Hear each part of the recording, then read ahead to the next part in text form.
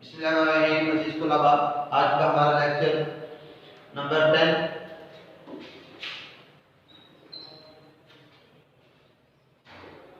मुश्तमिल होगा जिहाद के टॉपिक पे। लेक्चर नंबर 10 जिहाद। इसमें हम मुख्तलिफ चीज़ें पढ़ेंगे। जिहाद का लफ्ज़ी माना, इस्लाही मफ़हूम, जंग और जिहाद में फ़र्क, जिहाद की अक़साम, जिहाद और किताब में फ़र्क, जिहाद के हमें कुरान की रोशनी में, जिहाद हदीस की रोशनी में और जिहाद के मकासद, और आखिर में पढ़ेंगे आदाब जिहाद। सबसे पहले जिहाद का लफ्ज़ी माना। जिहाद का जो लफ्ज़ है ये जुहद से बना है, इसके माना होता है कोशिश, मेहनत, मुशक्क़त, कोशिश करना, मेहनत करना, मुशक्क़त करना। जिहाद का इस्लाही मफ़हूम, जिहाद से मुराद वो कोशिश है जो दीन इस्लाम की सरबुलंदी और इस्लाम की इशाअत और फ़रोग़ के लिए की जाए। जिहाद से मुराद वो कोशिश है जो दीन इस्लाम की सरबुलंदी और इस्लाम की इशाअत और फ़रोग़ के लिए जो कोशिश की जाएगी उसे जिहाद का नाम दिया जाता है। जंग और जिहाद में फ़र्क, या आप समझ लें आज के दौर के अंदर जिहाद का गलत कंसेप्ट दिया गया है। जिहाद को एक दहशतगर्दी के नाम से तबदील किया जाता है, जबकि बात ऐसी नहीं है।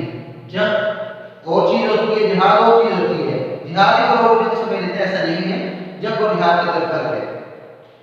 जंग का मकसद लोगों को गुलाम बनाना होता है और इसका मकसद माशी इस्तेहसाल होता है, लोगों की ज़मीनों के ऊपर कब्जा करना होता है, अपने आप को सुपर पावर साबित करना, और जंग के कोई उसूल, ज़वाबित और कवानीन नहीं होते। जबकि जिहाद सिर्फ मुसलमानों के बचाव के लिए किया जाता है, अल्लाह ताला के दीन की सरबुलंदी के लिए किया जाता है, और इसके अंदर बहुत सारे आदाब और मलहूज़े खातिर रखा जाता है। तो सबसे बड़ा फर्क, जंग के अंदर कुछ आदाब नहीं होते, जबकि जिहाद के अंदर आदाब होते हैं। उन आदाब को मलहूज़े खातिर रखे अगर जब जिहाद किया जाएगा तो तब जिहाद किया जाएगा। तो ये है फर्क जंग और जिहाद में। जंग का मकसद अपनी सरबुलंदी, लोगों के इलाकों पर, ज़मीनों के ऊपर कब्जा करना, और जंग के अंदर उसूल और ज़वाबित नहीं होते। जबकि जिहाद का मकसद अल्लाह ताला के दीन की सरबुलंदी और जिहाद में आदाब और मलहूज़े खातिर रखा जाता है। अक़साम में जिहाद की अक़साम। नंबर 1 माली जिहाद, माल के ज़रिए जिहाद करना।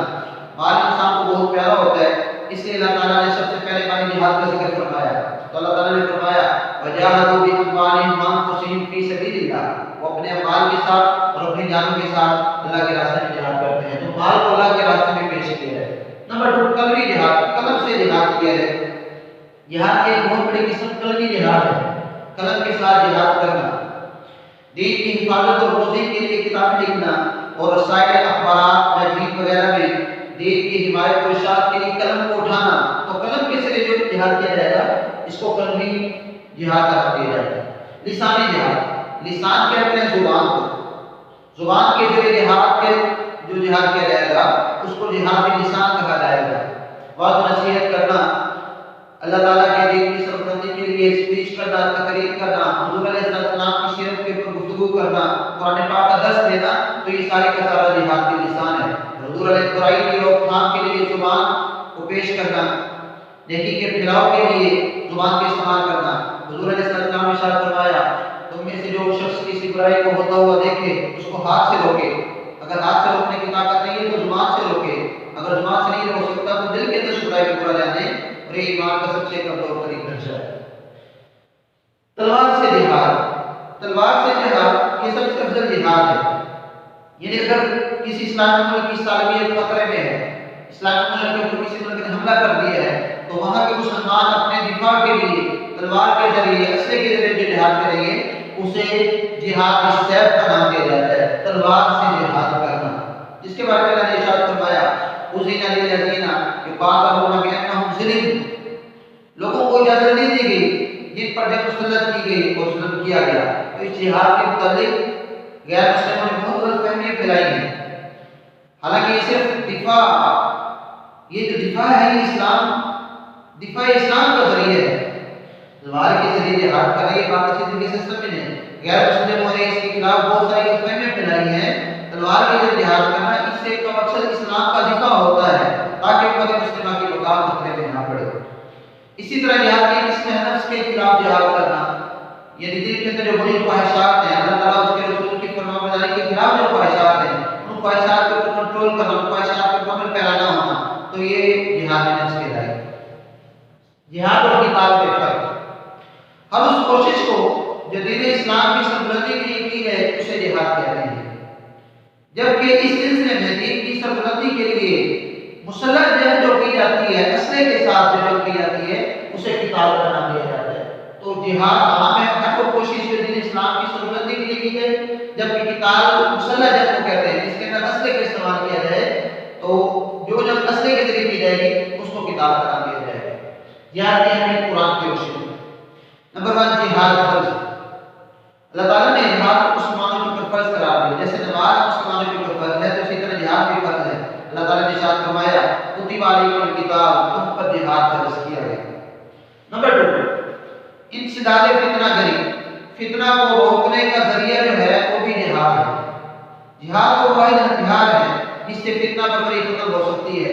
اللہ تعالیٰ نے ارشاد فرمایا وقاتلوہم حتی لا تکون فتنہ، اور ان سے اس وقت تک لڑتے رہو جب تک کہ فتنہ باقی نہ رہے، اور فتنے کے خاتمے تک ان سے لڑتے رہو۔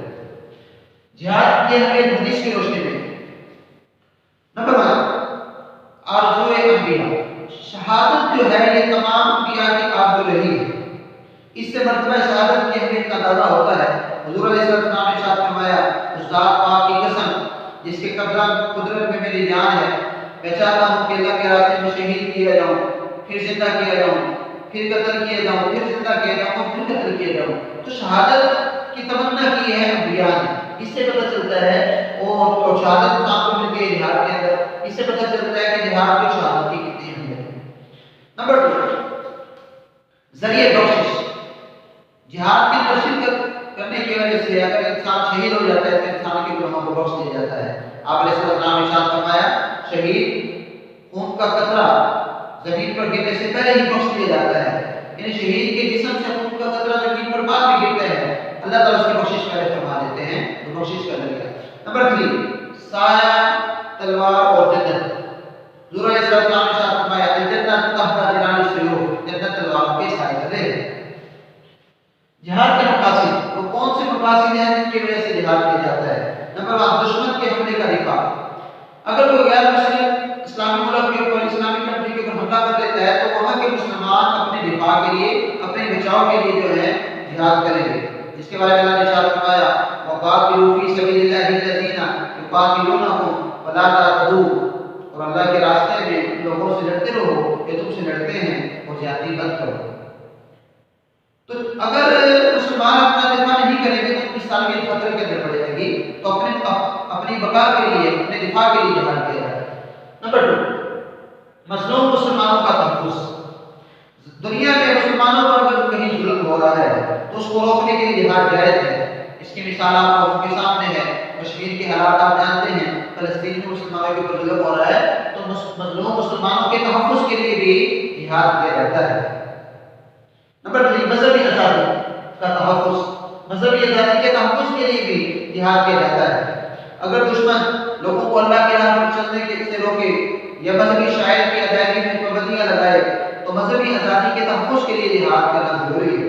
اس کے بارے میں اللہ نے ارشاد فرمایا لا اکراہ فی الدین، دین کے اندر کوئی زبردستی نہیں ہے۔ تو کہیں کسی زمین پر مسلمانوں کے اوپر ظلم و ستم ہو رہا ہے، زبردستی ان کو اسلام کے احکامات کو عمل کرنے سے روکا جا رہا ہے، تو اس وقت بھی مذہبی آزادی کے تحفظ کے لیے جہاد ضروری ہے۔ اسی طرح جہاد کا ایک مقصد فتنہ و فساد کا انسداد ہے۔ اگر دشمن فتنہ و فساد میں لاتا ہے تو اس کے تدارک کے لیے بھی جہاد جائز قرار دیا گیا۔ اللہ تعالیٰ نے ارشاد فرمایا وقاتلوہم حتی لا تکون فتنہ ویکون الدین کلہ للہ، اور ان سے جنگ جاری رکھو یہاں تک کہ فتنہ باقی نہ رہے اور اللہ کا دین غالب ہو۔ آداب جہاد، جیسے کہ ہم نے پڑھا ہے جنگ کے آداب نہیں ہوتے اور جہاد کے آداب ہوتے ہیں، وہ جہاد کے آداب کون کون سے ہیں وہ ہم پڑھے جا رہے ہیں۔ نمبر 1 جہاد کا پہلا تو یہ ہے کہ عورتوں اور بچوں کو قتل نہ کیا جائے۔ نمبر 2 دشمن کی عبادت گاہوں کو گرایا نہ جائے، اس کو نقصان نہ پہنچایا جائے۔ نمبر 3 بے خبری میں حملہ نہ کیا جائے۔ نمبر 4 اگر دشمن صلح پر آمادہ ہو جائے تو اس سے صلح کی جائے، اگر دشمن صلح پر آمادہ ہو جاتا ہے تو اس سے صلح کی جائے۔ نمبر 5 کوئی اگر دشمن کا آدمی مسلمانوں سے پناہ مانگتا ہے تو اس کو پناہ دی جائے گی۔ نمبر 6 معاہدے کی پابندی کی جائے گی، دشمن سے اگر کوئی معاہدہ ہو گیا ہے تو اس معاہدے کو توڑا نہیں جائے گا، اس کی پابندی کی جائے گی۔ نمبر 7 مفتوحہ علاقے کی فصلوں کو، باغات وغیرہ کو تباہ و برباد نہیں کیا جائے گا۔ اسی طرح جہاد کا ایک ادب یہ ہے عورتوں کی اس میں دری نہ کی جائے، اور جہاد کا ایک ادب بڑا اہم ہے کہ میدان جنگ کے اندر سفارتکاروں کو قتل نہ کیا جائے، ان کو مارا نہ جائے، جہادیوں کو نہ مارا جائے، اور دشمن کی لاش کا مسئلہ نہ کیا جائے۔ مسئلہ کیا ہوتا ہے؟ جسم کی بے حرمتی، لاش کی بے حرمتی کر دینا، ناک کاٹ دینا، کان کاٹ دینا، یہ ہے مسئلہ۔ تو یہ ہے آداب جہاد جن کا جہاد کے اندر ذکر کیا جاتا ہے، لیکن جنگ کیسے کوئی آداب نہیں ہوتے۔ یہ تو ہمارا آج کا ٹاپک جہاد، اس کے اندر اہم کوشچن جنگ و جہاد میں فرق، اور اقسام جہاد اور آداب جہاد، یہ آپ نے اچھے طریقے سے یاد کرنا ہے۔ السلام علیکم۔